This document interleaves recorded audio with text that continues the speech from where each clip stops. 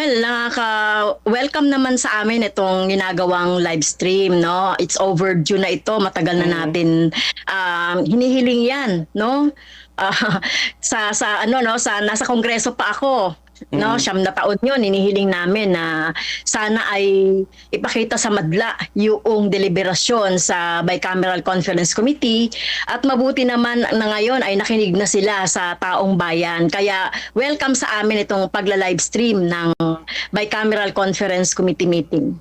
Ma'am Franz, ngayon po ay nagbabanggaan sa pangalawang araw ng budget deliberation ng BICAM ay regarding po dito sa DPWH budget na may tinapyas ang Senado at ang House ay gustong ibalik po yun kasi masagasaan daw po yung mga 10,000 project na inilaan sa mga bawat distrito siguro ng mga mababatas bilang dati po no na nasa lower house sa house. Ano po ba nakikita po nyo dito na ganito na lamang po yung siguro sabik na maibalik, may kaltas, hindi nagkaunawaan po ang Senado at ng House regarding nga po dito sa tinapyas po na budget ng DPWH? Well, sang-ayon kami sa pagtapyas, no? Kasi sabi sa amin nga, sabi nga natin, yung unprogrammed appropriations, no? Matagal na dapat na nawala yan, no? Na hindi nilalagay diyan. Kasi ito yung nagiging modus operandi, no? Ng mga congressman, ng mga senador, na yung mga mahalagang mga gastusin, lalong-lalo na sa serbisyong panlipunan, edukasyon, health, pabahay at iba pa ay nilalagay sa sa UA, no? Doon sa unprogrammed appropriations at sinisingit yung mga flood control project.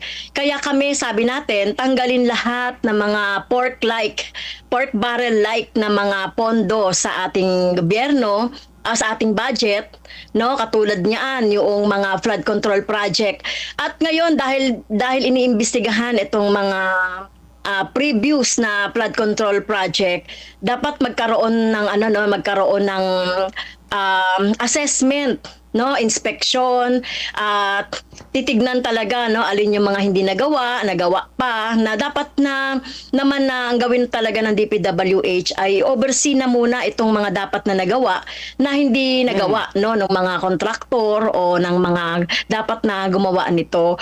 At itong mga dagdag na naman ng mga pork barrel at saka mga flood control project ay siguro busisiing mabuti ng Bicameral Conference Committee alin ba talaga yung kailangan, no, na wala pa doon sa mga lugar na meron ng flood control project sa mga nakaraan. Kasi for the last 3 years trillion na yung nagastos natin doon sa flood control project. Kaya dapat lang na tapyasin muna ito doon sa DPWH na budget. Yes, tama ka, no?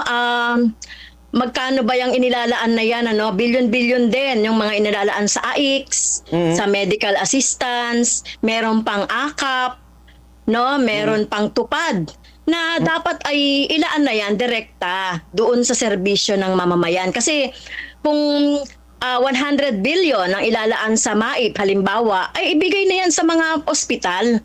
Kasi taon-taon kulang ang mga budget ng mga ospital sa MOOE tsaka sa capital outlay nila, maging sa kanilang mga personnel services.